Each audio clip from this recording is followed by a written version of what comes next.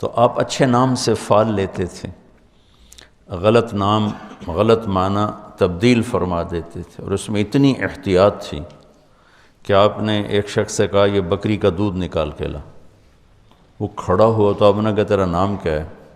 کہا جی مرہ۔ مرہ کہتے ہیں کڑوے کو، بابا تو بیٹھ جا۔ دوسرا کھڑا ہوا، وہ جانے لگا، آپ نے کہا تیرا نام کیا ہے؟ کہا جی حرب، جنگ۔ آپ نے کہا تو بھی بیٹھ جا۔ پھر ایک تیسرا کھڑا ہوا، آپ نے کہا تیرا نام کیا ہے؟ کہا جی یعیش، زندگانی۔ کہا تو جا، تو نکال کے۔ ایک سفر جہاد سے لوٹ رہے تھے، سامنے دو پہاڑ آ گئے، بیچ میں درہ۔ تو آپ نے پوچھا لوگوں سے ان پہاڑوں کا کوئی نام ہے یا بے نام ہے؟ کہا جی نام ہے۔ کہا کیا؟ کہا اس کا نام فاضح، اس کا نام مخزی، ذلیل کرنے والا، بدنام کرنے والا۔ تو آپ نے وہ راستہ تبدیل کر کے پہاڑ کے اوپر سے لشکر کو لے کر آگے گئے، اتنی احتیاط فرماتے تھے۔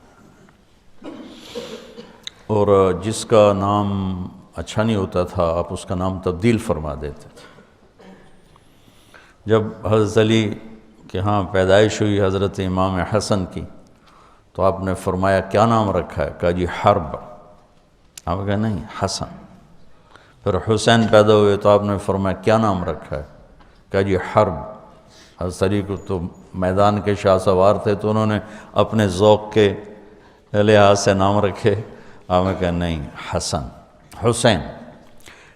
پھر آپ نے فرمایا کہ یہ دو نام جب سے نسل آدم چلی اللہ نے چھپا کے رکھے تھے میرے بچوں کے لیے، حسن اور حسین۔